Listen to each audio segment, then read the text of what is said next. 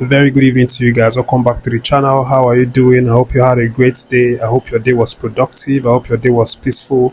I hope you're having a good time with your families and friends.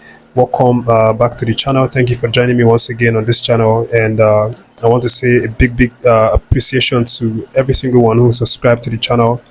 I really appreciate you guys. And if you're not subscribed, I want to urge you to subscribe to the channel, so that you don't miss update about Nigerian Super Eagles and our players, performing in AFCON and of course in Europe in their club sides.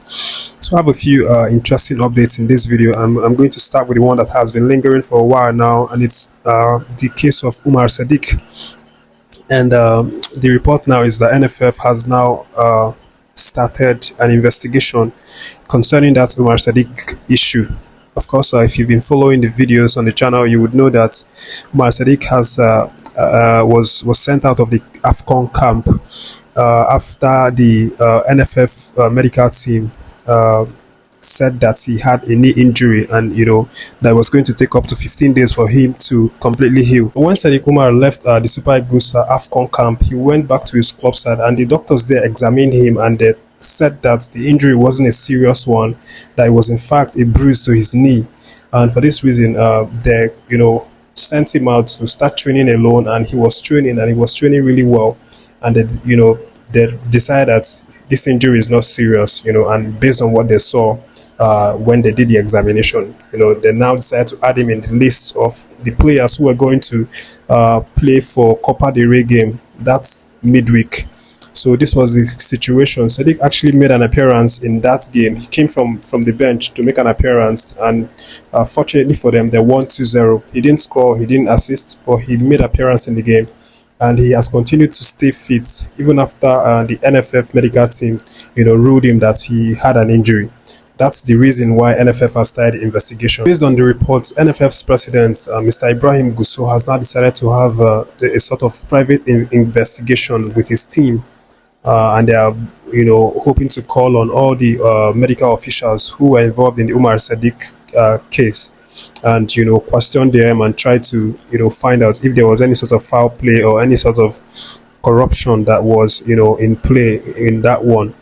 I'll definitely keep tabs on this one, and definitely update it to you guys as and when they find out any meaningful information from that one. So I'm just going to go on to the next update, which is the fact that one of our very own, Nathan Tella, has inspired his club side, Leverkusen, to a victory, a 3-2 victory over another strong German side, Leipzig. And this is just one of the many very important performances he has put up for Leverkusen.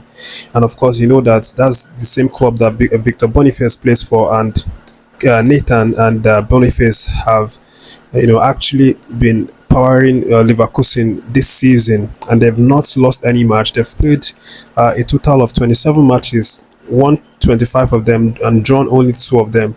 And these are Nigerian players, have been in the middle of the form of Bayern Leverkusen, and even though they miss Victor Boniface very much, Nathan Tella continues to stay with them and continues to perform to inspire their many victories. And tonight was one of those nights when he showed up for the guys after they fell by 1-0. Leipzig actually scored an early goal. It was in the 7th minute or so. And then it was a very difficult match, but Nathan Tella showed up in the 47th minute to get the equalizer, and that was when they started capitalizing on the chances that they had, and in the end they came out with 3-2 victory. And all kudos to Nathan Tella for inspiring the guys. And he was called in the provisional squad, but it's quite unfortunate that he didn't make it in the final 25-man list. I personally would have loved to see him, because he's this guy that has this pace, surging pace. He's very quick. He reminds me of a younger Sterling, and he's maybe even more technical than Sterling, around Raheem Sterling.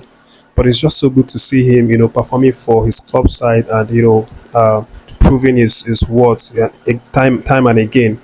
and we're so glad for him. Congratulations to him to for getting that goal, and we wish him all the best in future matches. So I'll just go to the next update, which is good news, but this one concerns the Nigerian national under 20 women's team, or the Super Falconets as they are popularly called, and they've now qualified for the Colombia 2024 FIFA World Cup competition that's going to be played later this year, and they did that by beating Burundi home and away in the qualifying stages. And then they played out a 1-0 in Nigeria, and then went to Dar es Salaam and played out a 1-0 as well to qualify for the competition. And these ladies have now set a record for Nigeria for being the only country for being one of the 4 countries that have qualified in a record 11 times. They've played this on FIFA under 20 competition for 10 times, and Nigeria had always qualified every single time it was hosted. This is the 11th time, and these girls have broken the record of qualifying Nigeria for the 11th time. Only USA, Germany, and Brazil have qualified the whole of the times that it was hosted, and now Nigeria has joined that league. So it's just a great news to see. Kudos to them, and we're definitely going to follow them through the competition when it starts properly. So I'll just leave that one and go to the next update, one that has to do with the Npfl. That's the Nigerian Pro Football League, and this one concerns Remo star talented defender Issa Ali, a 22-year-old left-footed big guy. So the report right now is that he has secured a move to CD Fiorenses, which is a Portuguese club side who are currently in their Portuguese Liga, and they've now the update is that the Fiorenses have now agreed a deal with Remo Star, and a transfer deal. So he's going to transfer to the Portuguese league after passing a trial with the Portuguese side. They want to employ him so that he would help them, in their fight to win their league in Portugal. And of course, Remo Star has obviously updated that on their social media, that Issa Ali will no longer be with them, that he has transferred to the Portuguese side. And, it's just so good to see our Nigerian players time and again. Ali is not the first person we've seen a lot of Nigerian Npfl players who go on trials to club sides in Portugal, in Greece, in Serbia, different countries. Some of them pass the trials, and transfer to the club. Some of them fail the trial and come back to the Nigerian professional league. But again, it's still very good, to hear these things. To hear that our players are actually, impressing and are passing trials in this top European club side. That's the update, guys. Thank you for catching this one. I really do appreciate you guys for tuning in to watch the video. Kudos to every single one who subscribed to the channel. If you're not subscribed, I want to invite you to subscribe to the channel, and thank you so much, and stay tuned for more updates.